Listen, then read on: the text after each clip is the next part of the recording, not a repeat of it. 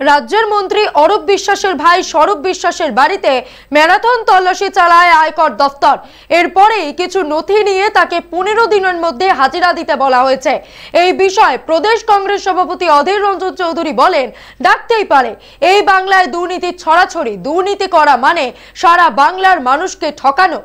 বললাম দেখলে তো ডাকতেই পারে, যাওয়া উচিত তাদের।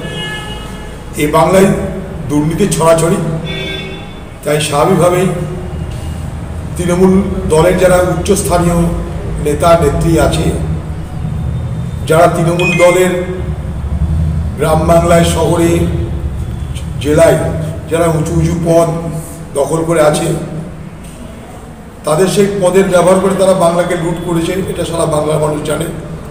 তাই তাদের বিরুদ্ধে শাস্তিমূলক এবং কড়া ব্যবস্থা উচিত।